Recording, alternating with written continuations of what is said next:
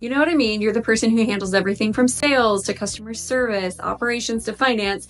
And it worked when you were getting started, but now it's probably holding you back.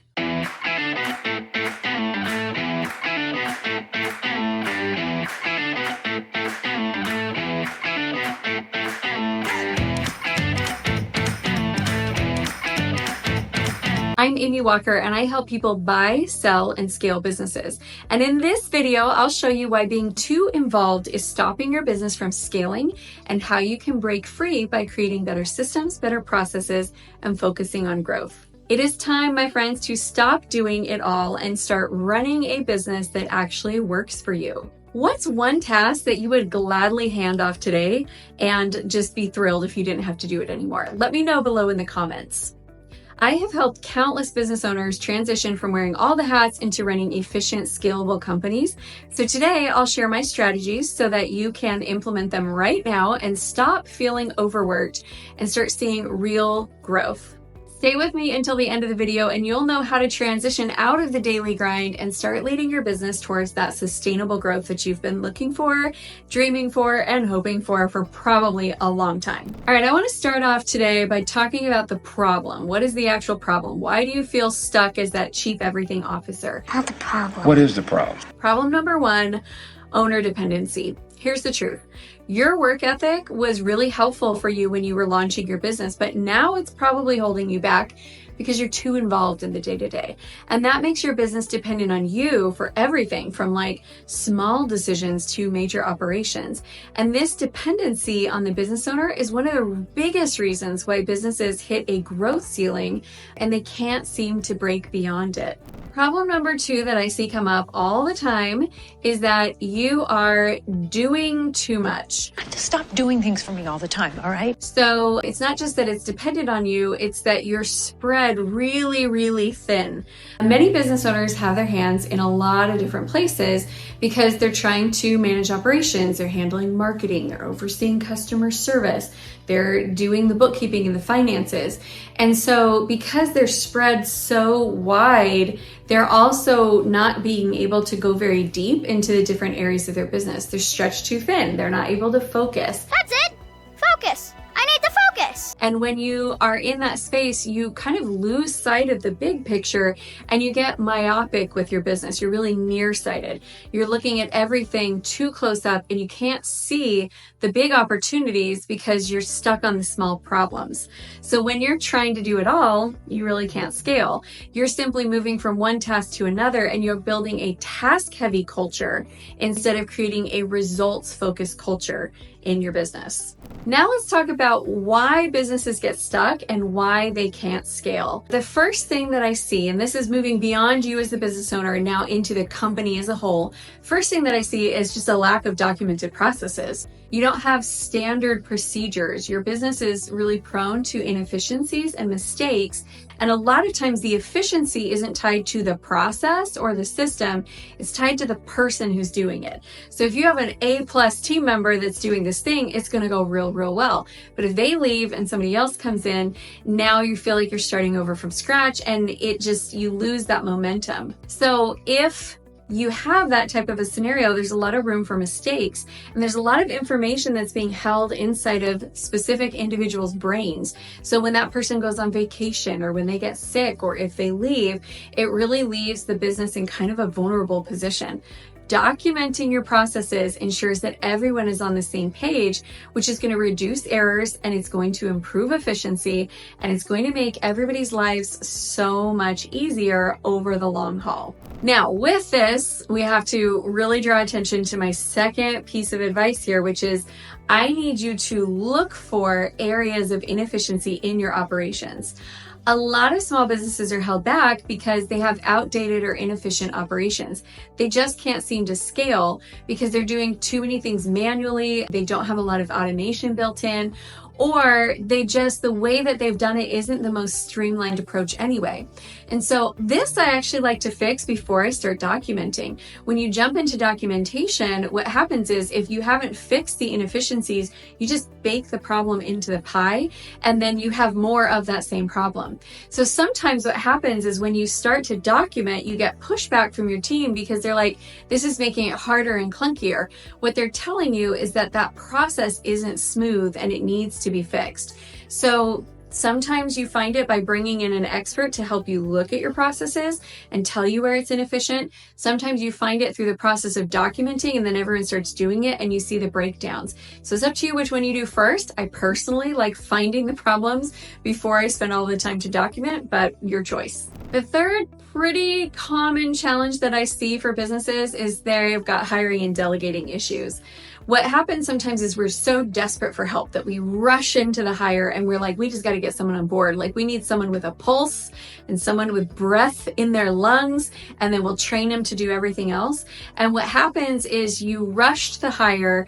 You now got a problem that is going to take you months and months and months to either get right, or it's going to be months or weeks worth of effort to then let that person go, and then you have to start again. So my advice here is to really kind of slow down, get clear on your processes, get clear on your documentation, hire, and take your time to hire and make sure that you have the right person who's going to fit in that role and be able to make your life so much easier.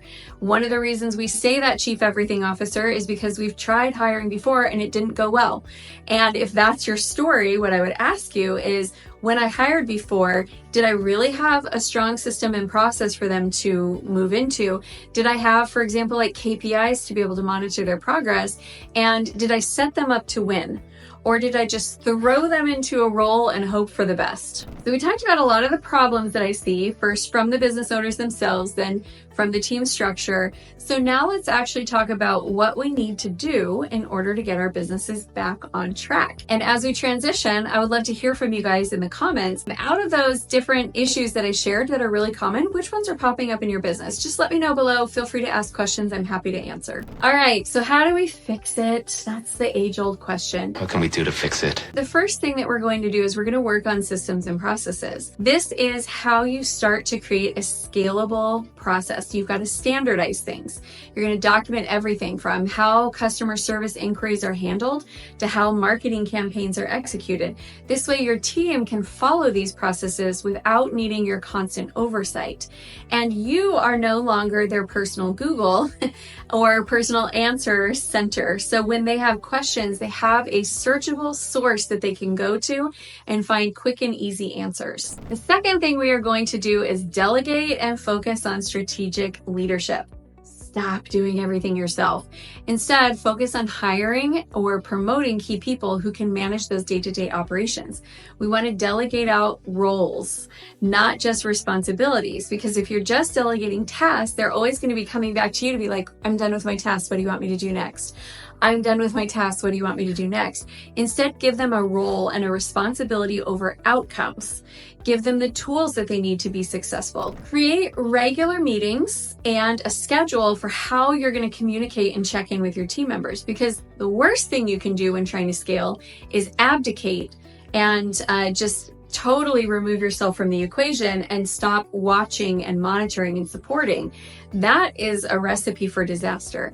So when we're delegating this out, we're creating a structure so that they have space to be able to go and create those results, but they also have the support that they need and the oversight that they need to make sure that it's actually happening. Next fix is we're going to leverage technology to help streamline our operations. Technology can automate repetitive tasks and streamline those things that you tend to do over and over and over again. So these would be tools like your CRM, your project management software, your LMS. Those are the three types of systems that you need in your business when you are getting ready to scale. So let's go through them again. A CRM is your client relationship management tool. This is where you track the customers, their journey, all of the things that are going on. And CRMs are getting robust these days, you guys.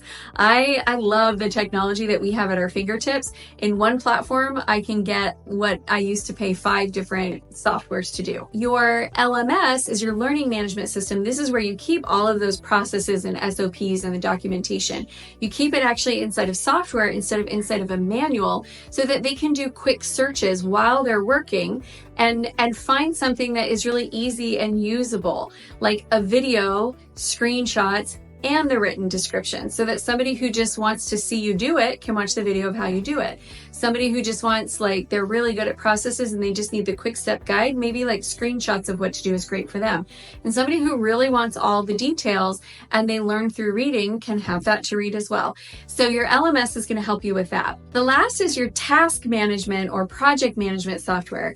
So this is where you're managing the team and how the team works and flows. These would be things like ClickUp and Asana and Monday and whatever the different system is that you use. I personally really love ClickUp. I find it to be the easiest of them all. But whatever you use, you want to be able to know that tasks are getting assigned out really well, they're thorough, and that you can manage the progress of them and have an oversight on a dashboard to keep your team all working really efficiently. Now, if you're not a high-tech team, like you've been doing things with, I don't know, like a spreadsheet or using Google Drive, or even you're like, we're more old school than that. Like we have notebooks and whatever that system is. If you're worried about getting your team on board with change, know that change management is just a pill that we have to swallow. We can't not innovate and move forward because our team doesn't want to change.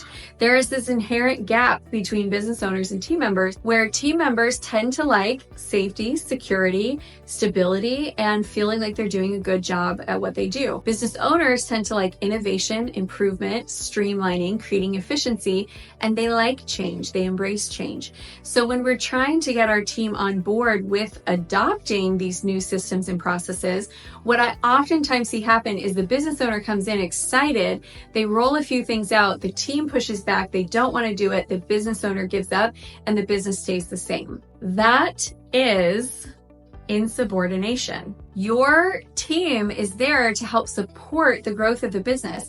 So do you need to do more work as the business owner to get buy-in from them, to create a vision for them for why this is important? Do you need to be really consistent at rolling out those changes and getting everyone to use them and being on board with that? Yes, but you don't let your team make that pushback decision of, I don't want to innovate and learn more. I don't want to do new things. And so thereby the business continues to function below its capacity. And you continue to have to do more than what you could do if you just built in some systems and automation. So be ready for change management. It's not the most fun part of the job, but it is really, really critical and important. Definitely. Next up on our to-do list is we've got to get really good at prioritizing what really matters. You don't need to chase every opportunity. Instead, I want you to focus on what will have the biggest income on your business. Double down on what's working and streamline your efforts in those areas. By prioritizing those high impact tasks and initiatives, you're going to create momentum, and that momentum is going to fuel growth so that you're not bogged down by just a long list of tasks that aren't really generating growth. They're just kind of things that need to be done to manage where you're at today. Your job as the business owner is to put yourself in the role of creating company growth. And when you do that, you're going to be able to offload a lot of tasks and no longer have to feel like that chief everything officer. So if you've been feeling maxed out because you're doing all the things and you're wearing all the hats, it's time to make a change. Build better systems, delegate tasks, streamline your operations. You can stop being stuck in the daily grind and start leading your business towards sustainable growth. So here's my question for you. What is the first task that you're going to hand off to somebody else? Let me know in the comments below. I will give you all the celebration. And don't forget to like, subscribe, and hit the notification bell for more tips on how to scale your business efficiently. Now that we've talked you through how to stop being the chief everything officer, the next video that I want you to go watch is the value gap. One of the biggest things that brings value into your business is having your business not be owner dependent. This is going to make your business worth more so that when the day comes that you do decide to exit your business, because kind of a few different exits. First, we exit being the chief everything officer. Then we exit to being the shareholder business owner. And then at some point, you're going to want to retire. Everything you're doing now to exit being the chief everything officer actually makes your business more valuable down the road. So go check out that video next, and I will see you over there.